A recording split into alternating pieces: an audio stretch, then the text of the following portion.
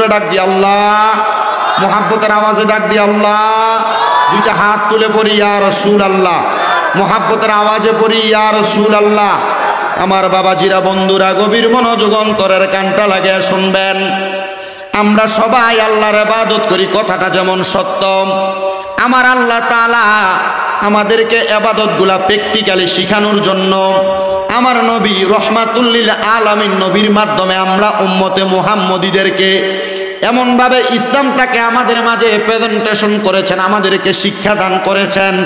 আল্লাহ পাক রব্বুল আলামিনের পেয়ারা হাবিব মুহাম্মদ মুস্তাফা সাল্লাল্লাহু আলাইহি ওয়াসাল্লাম দয়াল নবী আমার রহমাতুল লিল আলামিন নবী উম্মতে মুহাম্মদীকে জানিয়ে দেয়, হে আমি নবীর উম্মতের দলেরা, দুনিয়ার জমিনের মধ্যে যখন তোমরা এই আল্লাহ তাআলার ইবাদতগুলোর মাধ্যমে তোমাদের জীবনটাকে পরিচালনা করবা, আল্লাহ তাআলার ইবাদতের মাধ্যমে তোমাদের জীবনটাকে সুন্দর করে সাজিয়ে তুলবা, আমার আল্লাহ পাক রব্বুল আলামিন তোমাদের প্রত্যেকটা সুন্দর ইবাদতের কারণে তোমাদের জন্য জান্নাতের মধ্যে সুন্দর একটি একটি করে ঘর নির্ধারণ করে রেখেছেন।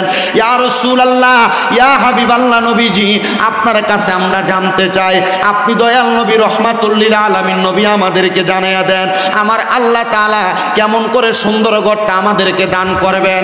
আল্লাহর হাবিব সাল্লাল্লাহু আলাইহি ওয়াসাল্লাম নবীর উম্মত যারা, তাদের ব্যাপারে এলান হলো, শোনো জগতের উম্মতের দলেরা, আমার আল্লাহ তাআলা তোমাদেরকে জান্নাত প্রদান করবে।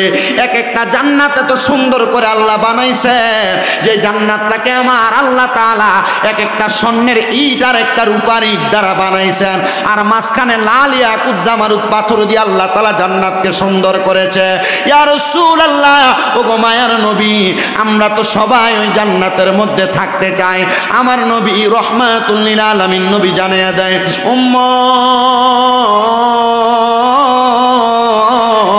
ওই জান্নাতের মধ্যে থাকতে হলে প্রত্যেকটা উম্মতে মুহাম্মদী দুনিয়ার মধ্যে তিনটা কাজ করা লাগবে।